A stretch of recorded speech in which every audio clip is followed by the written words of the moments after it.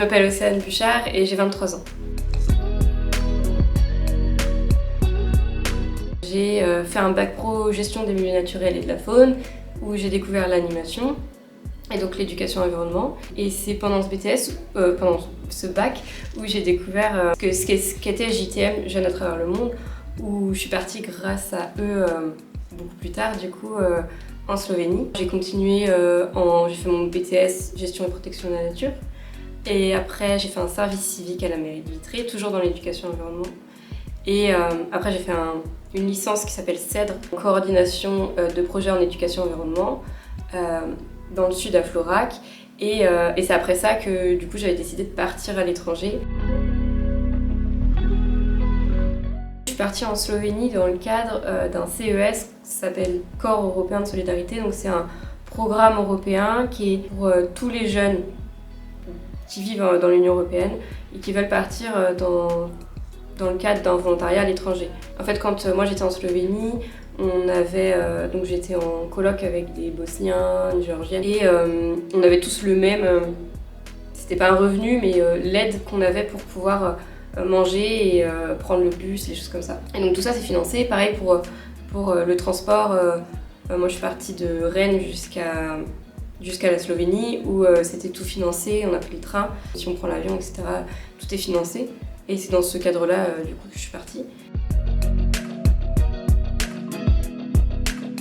Dans ce volontariat en Slovénie, le projet de l'association qui nous accueille, qui s'appelle Zavod Manipura, c'est vraiment dans un objectif interculturel. Donc en fait, on vit dans une maison, là on était 8, du coup on vit en gros de l'intérieur, l'interculturalité, apprendre à vivre tous ensemble et tout. Du coup on vit ensemble, on apprend à se coordonner sur les rythmes de vie, sur la nourriture, etc.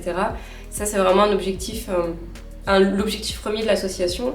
Après, on avait un rythme où tous les matins, on faisait du volontariat du coup auprès de toutes les assos locales en fait. Donc on a aidé par exemple une librairie à déménager tous ses livres, on a aidé une ferme à planter des arbres, on a passé des après-midi avec des ados en drop school. C'est des activités très variées.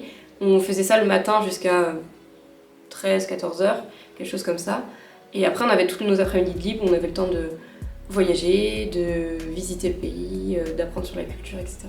Dans ce cadre-là aussi, on avait des mentors qui travaillent pour l'association ou qui nous accueillent. Juste des jeunes slovènes qui, eux, ont leur vie à côté aussi, leurs études, etc. Mais qui sont là pour passer du temps avec nous faire visiter, ou juste nous faire rencontrer leurs amis, etc. Et vraiment, on s'insère un peu dans la vie locale. J'ai toujours eu envie de voyager déjà, et donc du coup quand j'ai pris contact avec JTM, je connaissais déjà cette structure du CES où on peut partir à l'étranger en volontariat, et en fait je me suis rendu compte que je me sentais pas capable de rien que faire un visio pour discuter avec les gens ou de faire une lettre de motivation en anglais, etc. En discutant avec JTM, j'ai compris que j'avais besoin d'aller dans un projet qui est où c'est plus facile pour moi de partir en fait, parce que là du coup je partais pour un projet plus court et avec des Français, que dans mon idée c'était de partir seule 1 an ou 8 mois où il n'y avait pas de Français. Du coup quand on m'a proposé la Slovénie, m'a proposé la Slovénie, j'ai tout de suite accroché au projet parce que je crois que la Slovénie j'y connaissais rien en fait et que j'avais envie de découvrir. Je connaissais pas la culture, je connaissais pas le pays, je connaissais pas les personnes, etc. qui habitent là-bas. Enfin, quand elle m'a parlé de l'association, donc ça fait 20 ans qu'ils accueillent des jeunes là-bas en Slovénie, etc. Donc avec une ambiance hyper bienveillante et accueillante. J'ai découvert une autre culture. J'ai découvert que les rythmes étaient différents, que évidemment j'ai découvert une autre langue, de la nouvelle nourriture. J'ai découvert aussi des nouvelles façons de communiquer, parce qu'on n'a pas exactement la même façon de faire en France qu'en Slovénie évidemment, mais j'ai aussi découvert d'autres cultures parce que je vivais du coup, comme je disais, en coloc avec des Bosniens, une Bosnienne, une Géorgienne, et du coup j'ai aussi découvert ces cultures-là un peu sans que je le sache. Je savais que j'allais vivre avec d'autres personnes qui sont d'autres cultures, mais j'ai vraiment pu découvrir en tout cas dans la Bosnie, j'y connaissais rien et pour le coup j'ai vraiment découvert une partie de son histoire et une partie de sa culture évidemment parce qu'il y a des personnes avec qui je vivais qui sont bosniens, donc voilà, pareil pour la Géorgie et donc oui, évidemment pareil pour la Slovénie. Et c'est vraiment enrichissant dans le sens où ça casse un peu tes idées préconçues sur le monde et sur comment toi tu vis ta vie aussi, parce qu'en fait tu vois plein d'autres gens qui vivent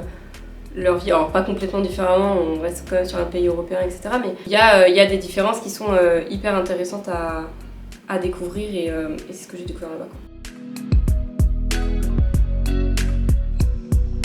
Le premier mot qui me vient, c'est incroyable. Voilà. Le second, je pense que c'est découverte. Et le troisième mot, je pense que c'est relation. Parce que j'ai fait plein de rencontres et j'ai créé plein de relations différentes. Donc, ouais, rencontre ou relation.